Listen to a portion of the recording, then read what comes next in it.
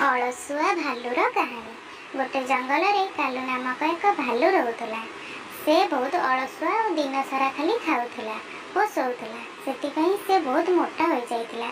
ଦିନେ ଜଙ୍ଗଲରେ ବୁଲୁ ବୁଲୁ ଗୋଟେ ଗଛ ପାଖରେ ପହଞ୍ଚିଲା। ଗଛରେ ମହୁ ଫେଣାକୁ ଦେଖି ତାର ବହୁତ ଲୋଭ ହେଲା।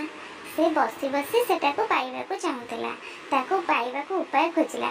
ମନେ ମନେ ଭାବୁଥିଲା, ଏଇ ଗଛ ପାଖକୁ କିଏ ଆସନ୍ତା କି ମୋତେ ସେଇ ମହୁ ଫେଣାକୁ ଦିଅନ୍ତା। ଏହା ଭାବିଛି ତ ଦେଖିଲା ବେଳକୁ ବଣର ରାଜା ସିଂହ କେଉଁଠି ଥିଲା ଆସିଲା। ତାକୁ ଦେଖି ଭାଲୁ ଦୌଡ଼ି ପଳାଇଲା। ଆଉ ଗୋଟେ ଗଛ ତଳେ ବସି ଆରାମ କରିବାକୁ ଲାଗିଲା। ସେହି ସମୟରେ ଗୋଟିଏ ବିଲୁଆ ଆସିଲା।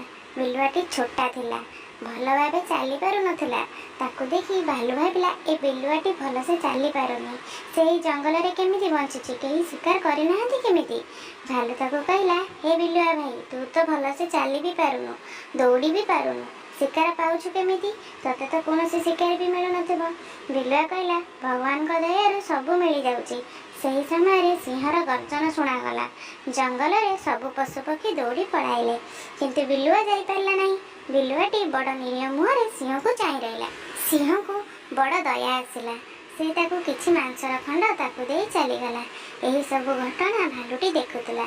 ଆଉ ଭାବିଲା, ଭଗବାନ ତ ସବୁ ଜାଣନ୍ତି, ଯେମିତି ହେଲେ ଖାଇବା ପିଇବା ବ୍ୟବସ୍ଥା କରିଦେବେ। ଏଇଆ ଭାବି ତା ଗୁମ୍ଫାକୁ ଫେରିଗଲା।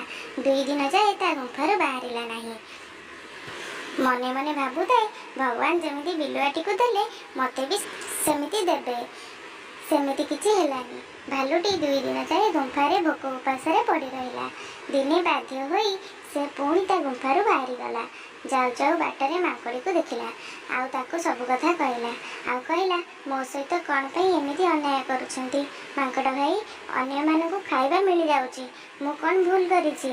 ମାଙ୍କଡ଼ କହିଲା, ଦେଖ ଭାଲୁ, ଭଗବାନଙ୍କ ପାଖରେ ସବୁ ବ୍ୟବସ୍ଥା ଅଛି। ଖାଲି ତୁମକୁ ଏ ବିଲୁଆ ଭଳିଆ ଛୋଟା ନୁହଁ, ଜଙ୍ଗଲର ରାଜା କରିବାକୁ ଚାହାନ୍ତି। ଏହା କହି ଭାଲୁକୁ ବହୁତ ବୁଝେଇବାକୁ ଲାଗିଲା।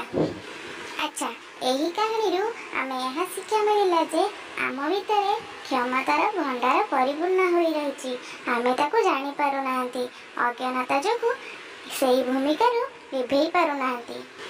ଅଜ୍ଞାନତା ଛାଡ଼ି, ଅଳସୁଆପଣ ଛାଡ଼ି ନିଜ କାମରେ ମନ ଦେଇ ଅନ୍ୟ ପ୍ରାଣୀମାନଙ୍କୁ ସାହାଯ୍ୟ କଲେ ଆମକୁ ଭଗବାନ ସାହାଯ୍ୟ କରିବେ।